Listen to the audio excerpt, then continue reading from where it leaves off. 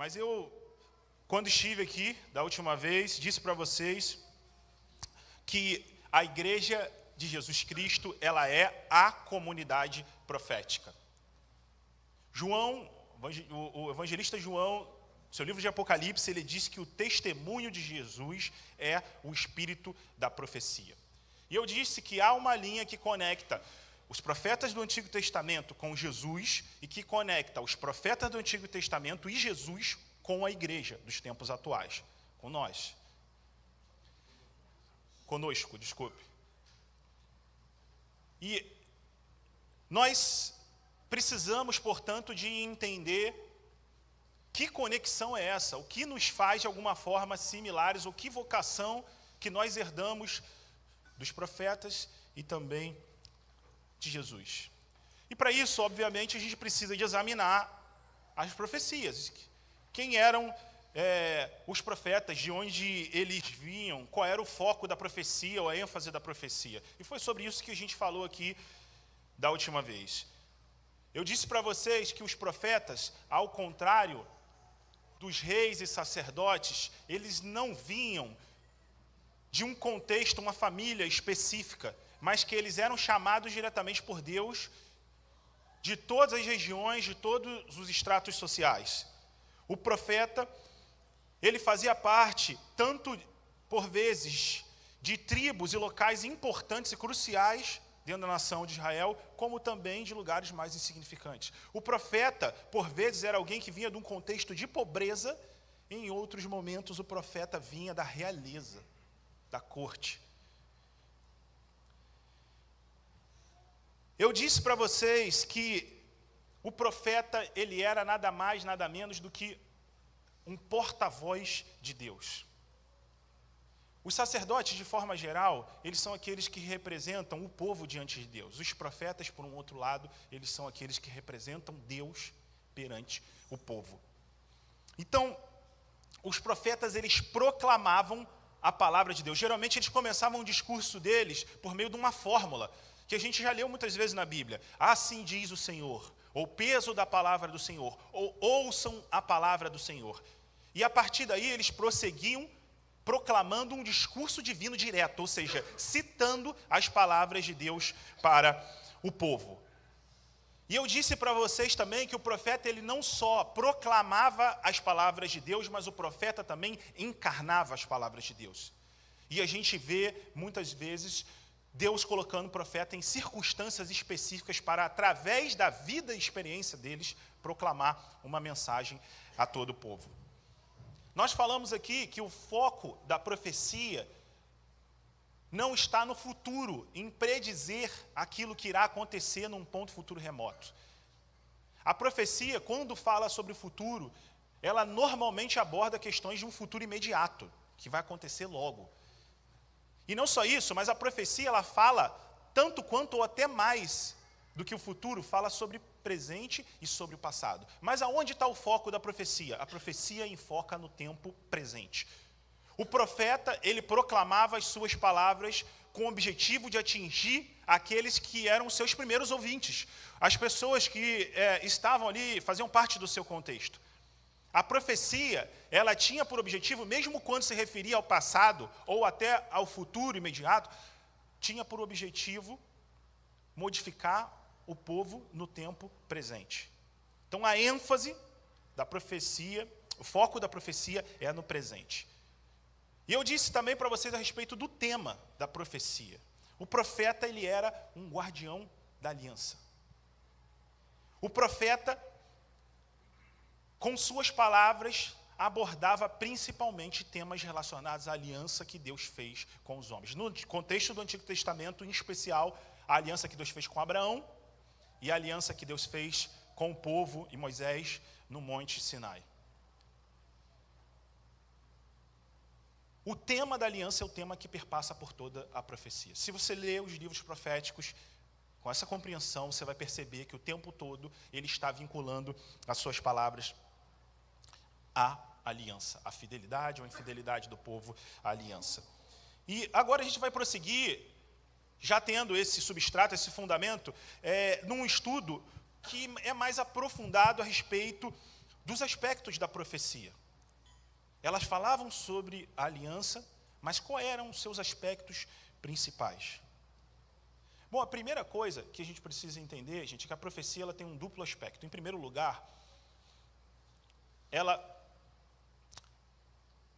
tem uma conotação negativa e, em segundo lugar, uma conotação positiva. Primeiramente, é uma mensagem de crítica ou de acusação ao povo e uma proclamação de juízo pelas infidelidades do povo. Mas, em um segundo momento, ela muda sua conotação e passa a proclamar uma mensagem de instrução, uma mensagem de esperança, uma mensagem de encorajamento ao povo, proclamando o retorno à fidelidade da aliança e das promessas de Deus. Então, o profeta, ele criticava e acusava o povo por um lado, e por um outro lado, ele encorajava e trazia uma mensagem de esperança.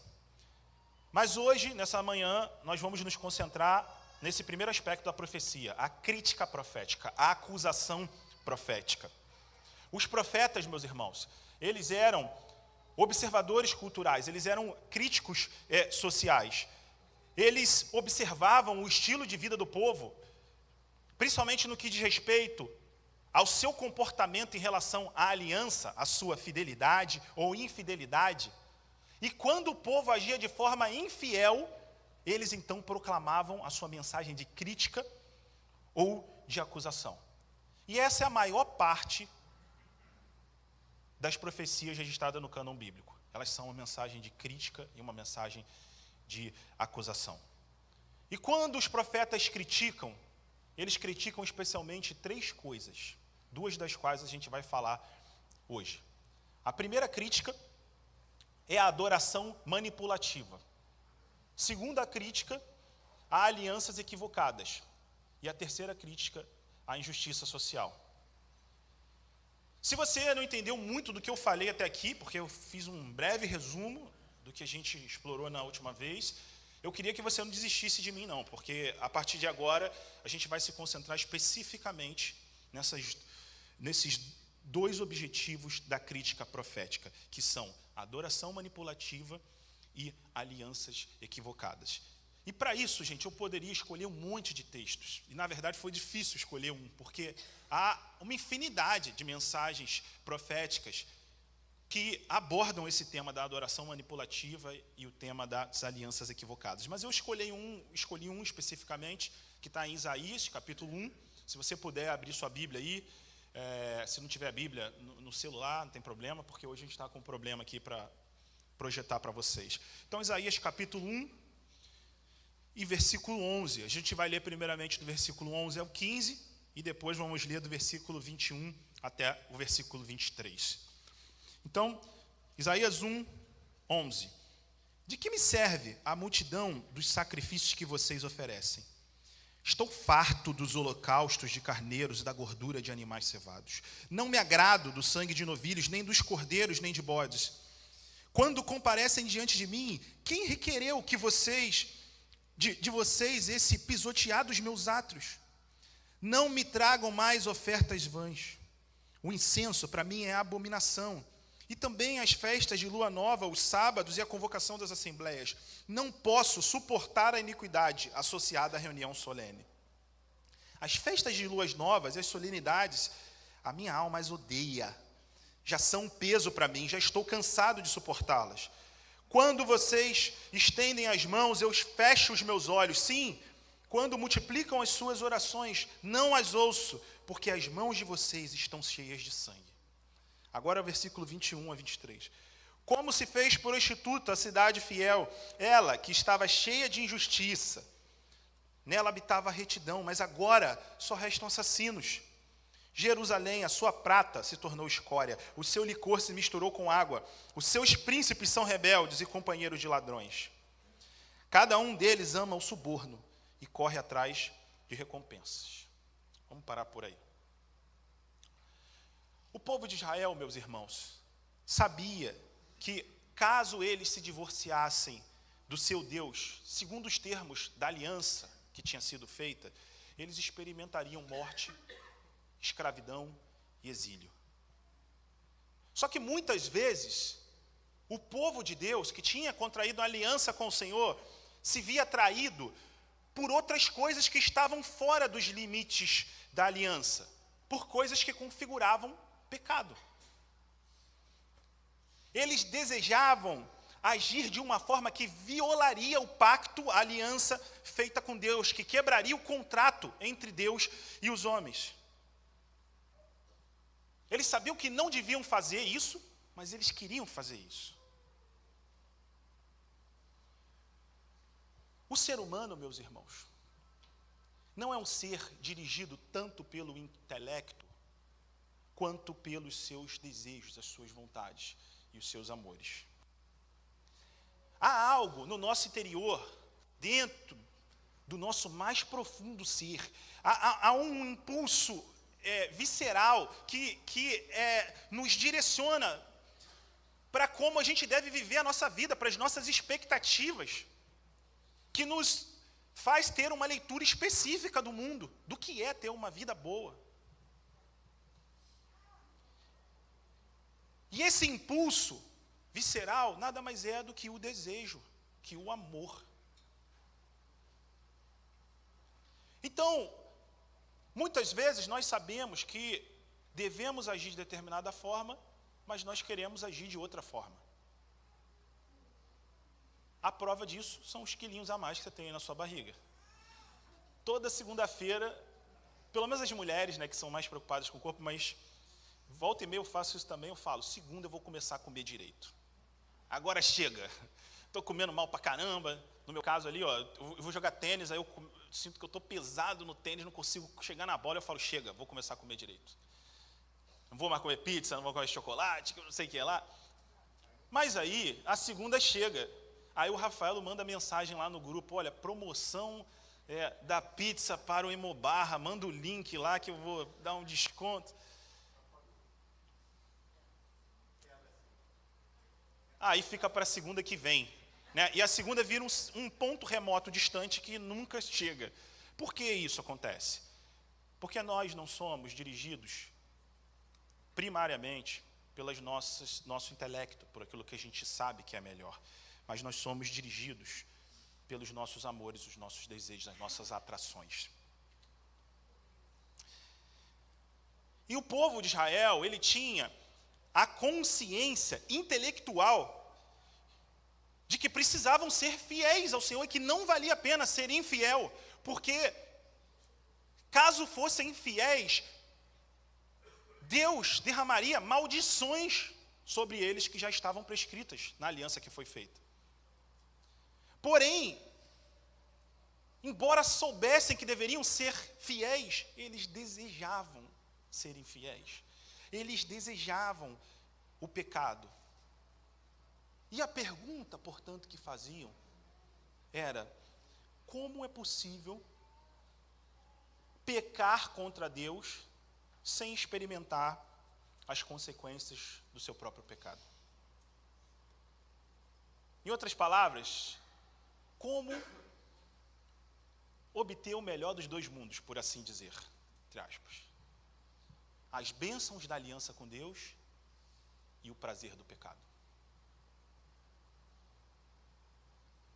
Quem nunca se fez uma pergunta como essa, né? Com esse objetivo em mente, o povo de Israel frequentemente reduzia a sua religião, o seu relacionamento com Deus, a sua aliança, a rituais, a práticas externas e religiosas, enquanto eles viviam em pecado. Ou seja, eles mantinham as festas, eles mantinham as cerimônias, eles mantinham os sacrifícios, mas em seu coração desejavam, amavam e usufruíam daquilo que Deus odeia.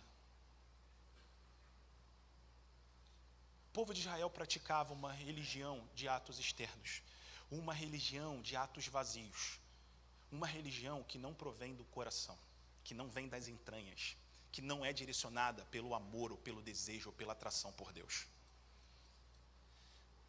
A expectativa deles, meus irmãos, era que apesar de todas as transgressões à aliança, de todos os pecados, porque eles mantinham as práticas religiosas, só porque mantinham as festas, as celebrações e os sacrifícios, eles seriam abençoados conforme os termos da aliança. Eles serviam e cultuavam a Deus, não porque amavam a Deus, mas porque eles amavam aquilo que Deus podia lhes dar, enquanto, paralelamente, também amavam o pecado. O povo de Israel não estava fazendo nada novo. Na verdade, eles reproduziam as religiões concorrentes, as religiões pagãs das nações que viviam no entorno de Israel. Os outros povos, eles frequentemente direcionavam toda a sua religiosidade para os ritos e as cerimônias. Os deuses pagãos, eles não se importavam com o que o povo fazia ou deixava de fazer, contanto que a sua sede de sangue fosse saciada. E é por isso que a crítica dos profetas pagãos, das outras religiões, elas se concentravam nos rituais religiosos, era fazer as cerimônias ou não fazer. Quando não faziam, eram criticados, e quando faziam, eles eram então louvados e seriam abençoados. Mas em Israel era diferente. A crítica dos profetas de Israel não se concentra nas cerimônias, embora até fale sobre isso às vezes. Porque o Deus dos profetas de Israel, o Deus da Bíblia, o Yahvé, ele é um Deus diferente daqueles falsos deuses concorrentes. Deus, ele não se contenta com rituais externos e vazios. E é por isso que grande parte da crítica dos profetas, ela se concentrava na verdadeira religiosidade. Há um nome, meus irmãos, para esse culto que Israel prestava, esse culto de atos externos, enquanto eles estavam fazendo aliança com o pecado, que é a adoração interesseira ou adoração manipulativa. Uma religiosidade que é esvaziada de um significado real. No entanto, Deus, ele não quer atos externos meramente. Deus, ele não se satisfaz com pseudo-religiosidade. Mas Deus deseja o coração do homem. Ele quer o meu coração e ele quer o seu coração. Lembra? Filho meu, dai-me o seu coração. Deus, ele não tem prazer em um culto destituído de interioridade, em um culto sem significado real para aquele que adora.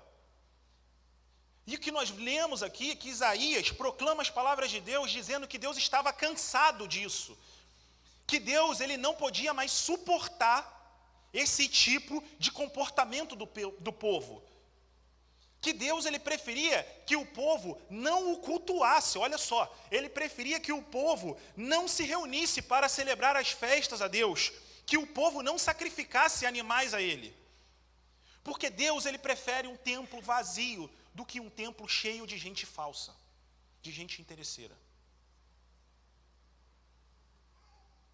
Quantos de nós, meus irmãos, à semelhança desse povo, seja no passado ou seja mesmo no tempo de hoje, quantos praticamos atos religiosos destituídos de verdadeira religiosidade?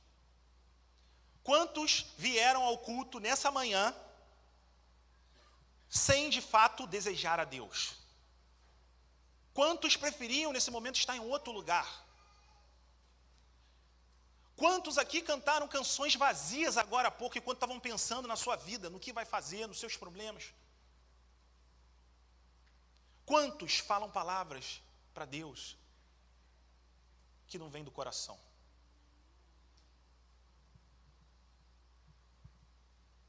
Quantos de vocês não gostariam de ouvir uma pregação rápida e fácil que afagasse o seu ego? Uma pregação que te faça feliz consigo mesmo, que faça você pensar que você merece tudo de bom que Deus pode te dar. Eu vim aqui, meus irmãos, nessa manhã, de todo o coração, declarar uma mensagem profética para vocês. Se você se diz um cristão, por convenção social, ou por interesses próprios, por interesses secundários, você é um interesseiro, você é um manipulador. Nenhum de nós deveria vir à igreja para receber sua porção de bênção de Deus.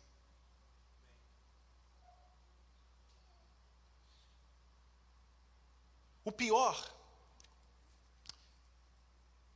é que essa mensagem que foi dita para o povo de Israel, ela não se aplicava meramente a indivíduos, como também hoje não nos afeta meramente como indivíduos, mas essa mensagem, ela nos afeta também como comunidade de fé, como igreja.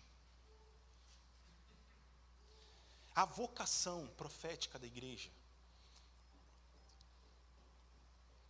como comunidade que remete a Jesus e aos profetas, ela tem sido sequestrada pelo mundanismo. A igreja, principalmente a igreja ocidental, eu não estou falando da nossa igreja especificamente, mas da igreja de Jesus como um todo, ela tem se tornado um polo de consumismo, o mesmo consumismo para o qual ela deveria se opor. A lógica do culto a Deus, ela é distorcida. E a unidade da igreja, ela é enfraquecida. A liturgia do culto, o serviço a Deus, ele foi transformado, substituído por uma série de experiências que são voltadas a agradar o indivíduo, a fazer com que a pessoa se sinta bem. A prioridade de muitos modelos de cultos, você pode ligar sua televisão e você vai ver, a prioridade é a satisfação da pessoa como um cliente, como um consumidor. E essa má teologia, meus irmãos, ela representa, na verdade, algo muito antigo, algo contra quem os profetas do Antigo Testamento se levantavam, que é o culto centrado no homem. Você tem sido treinado pela cultura moderna para se tornar um consumidor ávido. Você tem sido treinado para temer ficar de fora do entretenimento. As pessoas, elas não conseguem sequer deixar os seus celulares por algumas horas, deixar o WhatsApp ou o Instagram para cultuar a Deus. Nós vemos aqui de cima do púlpito as pessoas pegando no celular e passando aqui o Reels, a Feedline, etc. Se você, por um acaso, mexer no teu celular hoje, não porque algum parente está doente, ou porque você tinha necessidade de resolver um problema, mas porque você não consegue ficar de fora do que está acontecendo, porque te gera ansiedade saber o que alguém mandou para você no WhatsApp, ou o que alguém postou no Instagram, eu estou me dirigindo para vocês nessa manhã. A comunidade profética, a igreja, ela precisa ser um contraponto ao individualismo, ao consumismo, a todo tipo de ideologias, de ismos, que controla a narrativa desse mundo, que jaz no maligno, segundo as palavras de Deus. Nós precisamos, meus irmãos, de um temor que vem de Deus, de um terror, não de ser deixado de fora das notícias, ou da moda, ou daquilo que a sociedade tem dito que é bom e útil, mas nós precisamos de ser tomados por um temor, de ser deixado de fora da presença de Deus, um temor de perder o conhecimento de Deus. Nós precisamos de, como comunidade distinta, comunidade de fé, a comunidade profética, de honrar a Deus, não sendo mais um espelho do mundo, mas sendo um modelo a ser seguido. Uma comunidade que se afasta das lógicas do consumo, da competição, do individualismo, e que abraça o espírito de unidade verdadeira, que só o corpo de Cristo pode ter, servindo genuinamente uns aos outros e servindo a Deus. Eu recentemente reli um livro com o pessoal lá do discipulado, chamado Discípulo Radical, do John Stott, e no primeiro capítulo dele, ele fala sobre o inconformismo em relação a esse mundo. Eu queria ler um trecho desse livro com vocês. Ele fala assim: consideramos 4 tendências seculares que ameaçam subjugar a comunidade cristã. Em face dessas tendências, somos chamados a um inconformismo radical, não ao conformismo medíocre. Diante do desafio do pluralismo, devemos ser uma comunidade da verdade, declarando a singularidade de Jesus Cristo. Diante do desafio do materialismo, devemos ser uma comunidade de simplicidade, considerando que somos peregrinos aqui. Diante do desafio do relativismo, devemos ser a comunidade da obediência. Diante do desafio do narcisismo, devemos ser uma comunidade do amor. Não devemos ser como caniços agitados pelo vento, dobrando-nos diante de rajadas de opinião pública, mas tão inabaláveis como pedras em uma correnteza. Não devemos ser como peixes que flutuam na corrente do rio. Devemos nadar contra ela, contra a tendência cultural. Não devemos ser como camaleões que mudam de cor de acordo com o ambiente. Devemos nos opor de forma visível ao ambiente em que estamos. Então, o que o John Stott está falando é que há uma narrativa moderna que ele expressa em 4 ideologias. Ele fala aqui a respeito do pluralismo, que é a ideia de que todos os caminhos são verdades e todos os lugares levam a Deus. E ele diz: você, como comunidade profética de Deus, deve ser a comunidade da verdade e afirmar a singularidade de Jesus Cristo. Ele é o caminho, ele é a verdade e ele é a vida. E ele fala, diante do desafio do materialismo, que é aquilo que diz que você é o que você tem, e o que importa é você ter e não ser, que você precisa de viver a sua vida para empilhar bens, para exibir bens. Ele diz o seguinte: a igreja de Jesus Cristo deve ser o contraponto, a comunidade da simplicidade, considerando que nós somos peregrinos aqui. Diante do relativismo, que é a ideia de que o homem não consegue chegar a uma verdade absoluta, moral, que não há como conhecer a verdade, que cada um tem a sua verdade, a sua narrativa, e que a gente tem que respeitar as visões diferentes, como também verdades concorrentes. Diante disso, ele fala, nós devemos ser a comunidade da obediência, obediência à palavra de Deus. E por último, ele fala do narcisismo, que é uma forma de viver voltada para mim mesmo, que entende que eu estou no centro do mundo, que o mais importante é o que eu sinto, é o que eu quero, é o que eu desejo. Um individualismo exacerbado, o amor por si mesmo. O Narciso é aquele cara que se olhou o seu reflexo no lago, se apaixonou tanto pela sua própria imagem que ele cai no lago e se afoga. E aí o John Stott fala, diante do desafio do narcisismo, nós precisamos ser a comunidade do amor, a comunidade do amor abnegado. Novamente, meus irmãos, a igreja deveria ser um modelo para o mundo e não o reflexo do mundo. Se nós queremos ser uma comunidade profética, a gente precisa de começar a examinar a palavra de Deus, buscando como devemos de viver diante desses desafios, e não recebendo esse lixo cultural que Netflix, internet, WhatsApp, Facebook e Instagram e afins têm para nos oferecer. Nós não devemos beber de fontes que não nos ensinam a viver para Deus.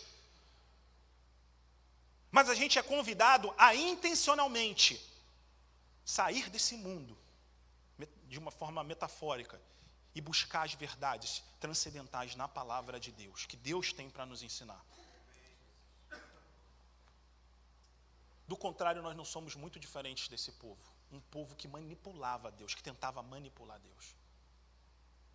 Pessoas que esperavam, por meio de um ritual externo, que não era associado a um coração que ama Deus, alcançar a bênção de Deus.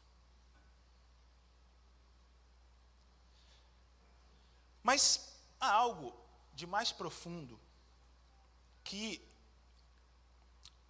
nos leva a essa hipocrisia no culto a Deus. E que a gente precisa de entender para que a gente faça um diagnóstico correto, não só da geração de Isaías, como também de nós, nos nossos tempos atuais. O que nos leva ao segundo ponto. Qual foi o primeiro ponto? Adoração manipulativa, ou adoração interesseira. Segundo ponto, alianças equivocadas. O povo de Israel, ele frequentemente se envolvia em alianças equivocadas. A aliança que foi feita por Deus, como eu falei, ela pressupunha que as duas partes tinham compromissos. Da parte de Deus, Deus havia prometido que caso o povo se mantivesse fiel, Ele protegeria e abençoaria o povo. E seja porque o povo não foi fiel a Deus, ou porque o povo não confiava em Deus, o que acontece é que frequentemente nós vemos o povo de Israel se envolvendo em outras alianças. Quando eles passavam por períodos de dificuldade, seja por eventos naturais, ou principalmente por questões relacionadas à guerra, à ameaça dos outros povos, eles buscavam auxílio e salvação em outro que não Deus. Eles se envolviam com outras nações, se dispunham a pagar tributos a essas nações e a se submeterem às suas leis, às suas normas, para que eles então os oferecessem proteção. Eles faziam isso mesmo quando Deus dizia: não faça, porque eu vou salvar vocês. Confiem em mim, porque eu que vou lutar por vocês. Eles se vendiam para outros povos, porque embora, como nação, tivessem uma aliança com Deus, eles não confiavam verdadeiramente em Deus. Eles confiavam em alguém acima de Deus. Eles confiavam em um homem acima de Deus. Eles confiavam em um rei ou em uma nação acima de Deus. Sabe qual é o nome disso? Idolatria. E essa idolatria, ela era consumada, além do fato de eles confiarem em outros povos, além de Deus, em outros reis, homens, ela era consumada no ato deles se curvarem diante dos deuses desses outros povos. Frequentemente nós vemos o povo de Israel adorando Baal, Acera, Astarate e diversos outros deuses. Nós vemos o povo de Israel sacrificando seus filhos no culto a Moloque, matando os próprios filhos que tinham sido prometidos por Deus como bênção da aliança. Lembra de Abraão? Abraão, olha lá para as estrelas dos céus, a sua descendência vai ser como ela. Olha para as areias do mar. E agora eles estavam matando os seus filhos, as bênçãos da aliança, para conseguir outras bênçãos. E a infidelidade do povo, ela é frequentemente retratada na mensagem profética como prostituição. Esse texto que eu li com vocês, ele não entra muito a fundo nesse mérito, mas ele fala a respeito do povo que estava se prostituindo na aliança com outras pessoas. E eu não queria me prolongar muito aqui, porque a gente precisa seguir adiante, mas nesse momento nós chegamos ao diagnóstico real desse povo, e eu também diria diagnóstico real da igreja atual. O problema é que nós somos pessoas que colocam coisas ou outras pessoas no lugar de Deus. O problema é que nós somos idólatras. Essa é a raiz da questão. E quais são as consequências da infidelidade? Falei para vocês.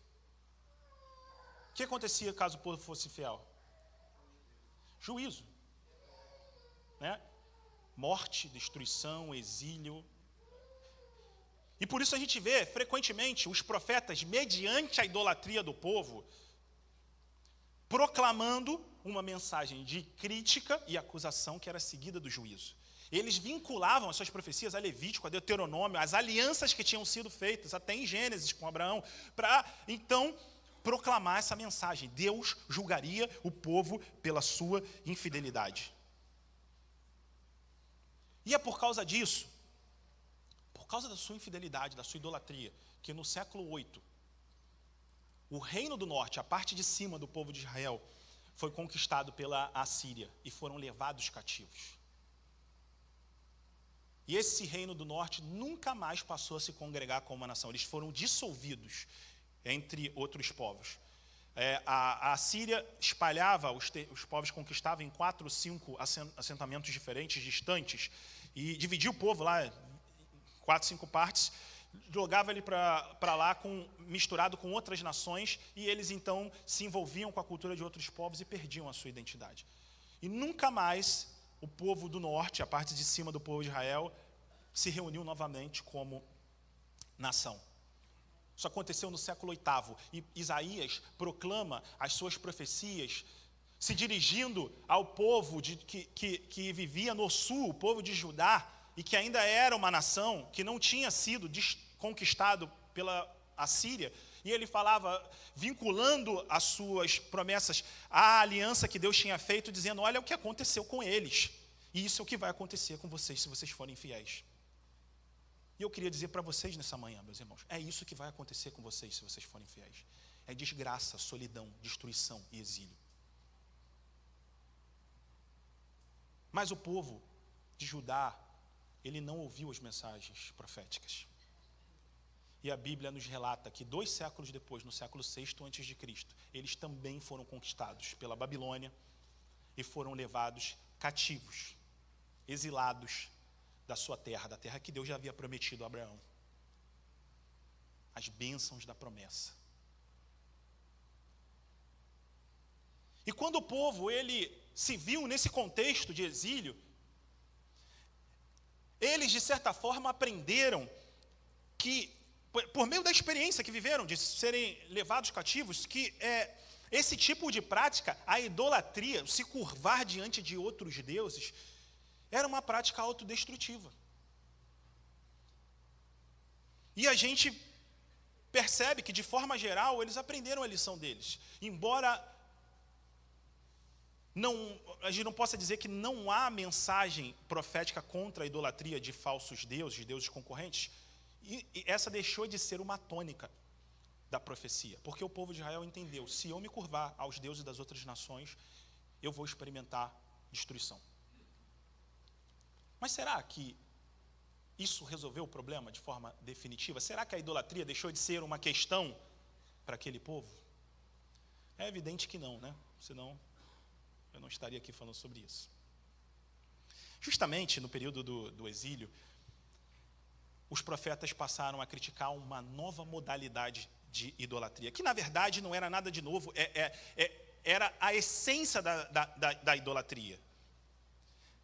Eles não se curvavam mais a deuses de madeira, de pedra, de objetos, mas eles faziam isso de uma outra forma. E o livro de Ezequiel, no capítulo 14, nos fala a respeito disso. Os anciãos, os líderes do povo, eles se reúnem na casa de Ezequiel para ouvir as palavras de Deus. Eles foram lá consultar o Senhor. Mas então, o que eles ouvem da boca de Ezequiel é uma palavra de acusação, de crítica. Em Ezequiel capítulo 14, nos versículos 3 e 4, nós lemos assim: Filho do homem, estes homens levantaram ídolos dentro do seu coração e puseram diante de si tropeço que os leva a cair em iniquidade. Será que eu deveria permitir que eles me consultassem? Portanto, fale com ele e diga-lhes: assim diz o Senhor Deus, qualquer homem da casa de Israel que levantar ídolos dentro do seu coração e puser diante de si tropeço, o leva a cair em iniquidade. E que depois vier a consultar a um profeta, eu, o Senhor, lhe responderei segundo a multidão dos seus ídolos. Então, o que aconteceu com esse povo é que eles deixaram de se curvar diante de outros ídolos feitos por objetos, mas a Bíblia diz o seguinte: eles levantaram ídolos no seu coração. Eles levantaram ídolos dentro de si.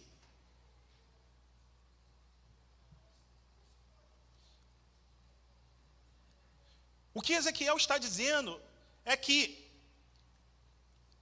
o exílio, o juízo, não foi suficiente para ensinar aquele povo a respeito da fidelidade à aliança, porque eles, apesar de não estarem se curvando aos ídolos dos outros povos, agora eles estavam erguendo ídolos dentro do seu próprio coração. E mesmo que nós não sejamos aqui, nosso contexto, culpados de praticar essa idolatria tradicional, como o povo de Israel tinha feito até então, isso não significa também que nós somos imunes à idolatria. Assim como era o povo de Israel no período do exílio e no pós-exílico, assim também somos nós. Nós idolatramos ídolos dentro do nosso coração. Calvino ele chega a dizer que o coração do homem ele é a fábrica de ídolos. E então, meus irmãos, antes que vocês não me entendam ou percam o interesse no que eu estou falando, eu queria definir com vocês o que é idolatria, né? O que é idolatria? Talvez a melhor forma da gente entender, definir a idolatria, seja através do seu oposto. A idolatria ela é o contraponto da verdadeira adoração. Todos nós somos seres adoradores. Nós não escolhemos se a gente vai adorar ou se a gente não vai adorar. A gente simplesmente escolhe quem iremos adorar. E há só duas escolhas. Ou nós adoraremos o Deus verdadeiro, ou nós adoraremos a falsos deuses.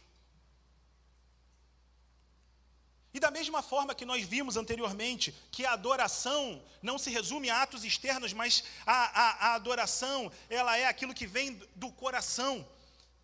Eu falei para vocês que a adoração manipulativa, uma falsa adoração, é a adoração que é meramente externa, mas o que Deus estava buscando é a adoração que vem do coração. Da mesma forma, meus irmãos, nós entendemos que a idolatria, ela procede do coração do homem. Ela vem de dentro de nós. Idolatrar é colocar qualquer coisa ou pessoa no lugar de Deus. É se curvar, adorar a qualquer coisa que não se chame Deus verdadeiro da Bíblia. Lutero, certa vez, disse: seja o que for que o seu coração se apegue e em que deposite a confiança, isso será o seu Deus. Então, toda vez que um cristão ele busca salvação em qualquer outro que não Deus, ele, assim como o povo de Israel, na profecia de Isaías, se torna um idólatra. Ele está rompendo os termos da aliança que foi feita entre Deus e a igreja. Toda vez que você enxerga outra coisa como fonte de salvação para você, você está sendo um idólatra. Muitas vezes nós pensamos assim: no dia que eu tiver aquele emprego, se eu tiver aquele dinheiro, aquele valor na conta bancária, quando eu tiver aquela mulher dos meus sonhos, ou aquele marido dos meus sonhos, ou o filho que eu tanto desejava, quando eu tiver essas coisas, então eu serei verdadeiramente feliz. Quantas vezes nós não pensamos assim? Eu falei recentemente aqui que há muitos cristãos com uma moralidade cristã, uma moral de vida cristã, mas uma mentalidade pagã. Homens que não matam, que não roubam, que não adulteram, mas que no seu coração amam as coisas desse mundo. Amam aquilo que aqueles que não conhecem a Deus amam. Pessoas que aparentemente fazem tudo de certo, mas que secretamente prestam cultos a terríveis ídolos. Gente que enxerga sucesso da mesma forma que aqueles que não conhecem Deus enxergam.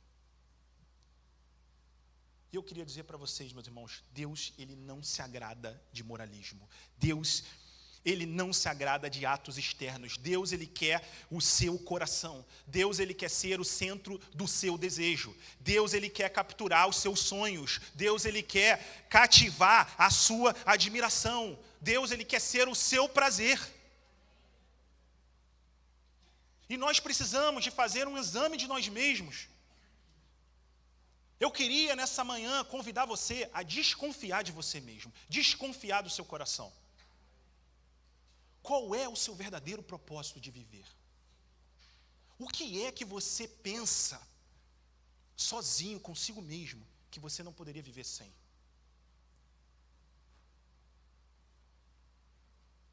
Se Deus não é o motivo da nossa vida, qualquer outra coisa que o irá substituir será. E, portanto, se constitui um ídolo. E essa coisa que você colocou no lugar de Deus, seja o seu marido, seja a sua mulher, seja o seu filho, seja o seu dinheiro, ou o que quer que seja, essa coisa, por não ser Deus, ela vai frustrar as suas expectativas e vai destruir o seu coração, meu irmão. Então eu estou me dirigindo a você, não só para acusar os nossos pecados, mas para te oferecer uma verdadeira salvação. Essas coisas que talvez você pense que precisa, elas não podem te salvar da desgraça, da destruição, do exílio definitivo. David Foster Wallace, ele fala uma coisa que ilustra bem esse autoexame que nós somos convidados a fazer quando meditamos nesse tema. Ele disse assim: se você venera o dinheiro e as coisas, se é que aí você encontra significado verdadeiro na vida, então você nunca terá o suficiente. É a verdade. Venere o seu corpo, beleza e atração sexual, e você sempre vai se sentir feio. E quando o tempo e a idade começarem a aparecer, você vai morrer 1 milhão de mortes antes de finalmente te enterrarem.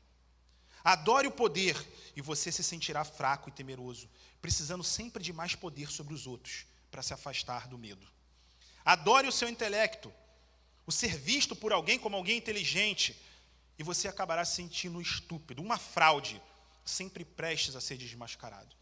Mas a coisa insidiosa sobre essas formas de veneração não é que elas são mais ou perversas, presta bem atenção, é que elas são inconscientes. Elas são a configuração padrão. São um tipo de veneração em que você gradualmente se acomoda, dia após dia, ficando mais e mais seletivo sobre o que você vê e como você mede valor, sem jamais estar consciente do que você está fazendo. O que esse homem disse é que nós podemos idolatrar coisas sem sequer ter a consciência que fazemos isso. Nós podemos adorar a ídolos quando nós estamos dizendo que estamos adorando a Deus. Sabe quando o seu trabalho é um ídolo, meu irmão? Quando o seu casamento já está em ruínas, mas você não consegue parar de trabalhar mais e mais. Sabe quando a sua família é um ídolo? Quando você já abandonou tudo aquilo que te faz bem para a tua saúde espiritual. Quando você deixa de se submeter ao discipulado. Quando você já não se relaciona mais tanto com a igreja, mas porque você entende que a sua vida deve ser para a sua família. O que importa é você e eles contra todo mundo. Sabe quando seus bens são ídolo? Quando você sacrifica o que for necessário para mantê-los, a sua integridade, os seus relacionamentos, contanto que a sua conta bancária continue crescendo. Sabe quando seu namoro é um ídolo? Quando seus pais te aconselham a não contrair determinado relacionamento, o que já aconteceu comigo. Ou quando a sua igreja te aconselha a agir de uma outra forma, mas você prossegue seguindo os seus desejos, as suas atrações físicas. Em um sentido mais profundo, meus irmãos, infidelidade é colocar qualquer outra coisa que não Deus no centro da nossa vida. E eu estou tentando aqui atirar a ermo e acertar no alvo, porque eu não sei da vida de cada um aqui. E por certo que sexo, prazer, dinheiro são os principais concorrentes ao Deus verdadeiro, mas eu não sei o que se passa no seu coração. Agora, eu queria me dirigir a vocês com essa mensagem de crítica profética e dizer para vocês que aqueles que têm vivido essa adoração manipulativa, que têm vindo à igreja para obter perdão de Deus, sem que isso flua do seu coração, que têm vindo à igreja para receber bênçãos, pessoas que têm adorado a Deus com suas canções, adorado entre aspas, enquanto estão pensando em outras coisas, naquilo que te realmente importa, eu queria dizer para vocês que vocês são idólatras.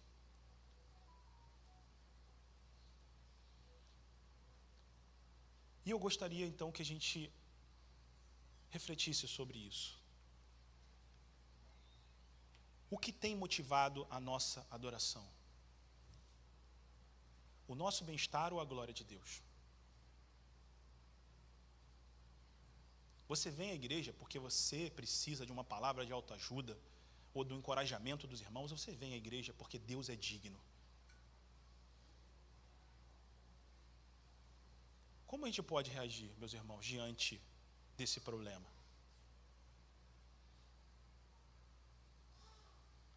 Eu não falo só o problema de vocês, não, eu falo do problema que é meu. Porque eu preciso de todo dia lutar contra os ídolos que o meu coração tenta erguer dentro de mim. Eu preciso lutar para não assimilar essa cultura vigente, que diz que o que importa sou eu, que estou no centro do mundo, que vale a pena destruir uma família para que eu busque a minha felicidade desenfreada, que vale a pena destruir relacionamentos para que eu experimente prazer sexual, que vale a pena enganar, dissimular, manipular pessoas para você obter ganho, dinheiro, sucesso. Eu preciso de lutar contra essas coisas. E os profetas do Antigo Testamento, eles não só proclamavam a mensagem de crítica, de acusação, mas os profetas, eles lamentavam. E aqui, presta bem atenção. Os profetas, eles lamentavam a infidelidade do povo. Em vez de proferir palavras que eram frias, neutras, em vez de indiferentes, o que nós vemos é que o profeta, ele misturava as suas palavras com lágrimas. A profecia, ela precisa ser fundamentada no amor. O profeta, ele é aquele que sentia o que estava no coração de Deus, e ele sofria juntamente com Deus. E nós precisamos, meus irmãos, de resgatar a linguagem da lamentação no nosso meio. A nossa mentalidade cartesiana, excessivamente intelectual, se afasta muito disso, mas o judeu, ele pensava de forma diferente da gente. Do mundo ocidental, que foi muito influenciado pela cultura grega. O judeu, ele proclamava enquanto lamentava. E é por isso que a gente lê e não entende. Quando eles rasgavam as vestes e gritavam alto, quando eles passavam dias e meses de luto por algo. Mas o que acontece é que quando há idolatria e pecado, é necessário que haja não só confissão, mas é necessário que haja lamentação. Nós precisamos de sentir a dor que está no coração de Deus para que nós sejamos verdadeiramente restaurados. Eu queria convidá-los, portanto, meus irmãos, e aqui eu não vou encerrar a minha mensagem, a gente vai continuar daqui a um tempo, numa próxima vez, mas eu queria convidar vocês hoje à lamentação. Eu queria que você se sentisse mal com você mesmo. Eu quero realmente que você saia daqui pensando que você é um impostor, porque isso não é mentira. Porque todos nós somos, em certo sentido. Que a gente examine o nosso coração. Será que Deus tem sido o motivo da nossa vida? Será que a gente vive para a glória dEle? Será que Ele nos basta? Será que se eu perder tudo, mas eu tiver Jesus, eu vou continuar caminhando em fé?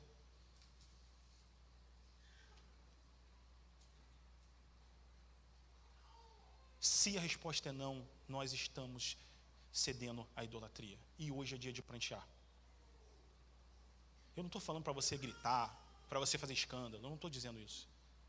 Tem gente que até faz isso e não está errado, mas eu queria que você saísse afetado por essa palavra. Saísse daqui não como alguém que ouviu mais uma coisa que vai afagar o seu ego e vai dizer que está tudo bem para você prosseguir a semana, mas saísse daqui numa profunda reflexão de quais ídolos eu preciso quebrar no meu coração, o que eu preciso entregar para que Deus seja o único, para que Ele ocupe o lugar que Ele merece no meu coração, para que a canção que nós vamos cantar agora, a seguir, ela tenha significado real e não seja fruto de uma manipulação. Então essas eram as duas ênfases que nós abordamos essa manhã: a adoração manipulativa e as alianças equivocadas, e elas são vinculadas a um coração idólatra. O problema para o qual os profetas se dirigiam era a idolatria. E hoje é o dia da gente reconhecer os nossos pecados. eu percebo que o meu coração, por vezes, é dúbio. Por exemplo, tem vezes que eu percebo que eu falo uma coisa para alguém e que eu me sinto bem quando a pessoa fala para mim assim, nossa, que palavra edificante e abençoada. Mas eu me sinto bem não no sentido de falar, poxa, Deus está me usando. Às vezes eu me sinto bem porque eu sinto que eu sou bom.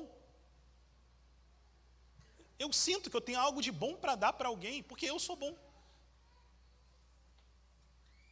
Mas a partir do momento que eu identifico isso, eu preciso então de começar a travar uma luta contra essas coisas. Eu preciso de acordar todos os dias antes do horário de ir para o trabalho, para dobrar os meus joelhos e falar, Senhor, me livra de mim mesmo, me salva dos meus ídolos internos. Senhor, eu não sou nada diante do Senhor, eu não mereço nada, eu sou fruto de graça, o Senhor tem feito tudo em minha vida.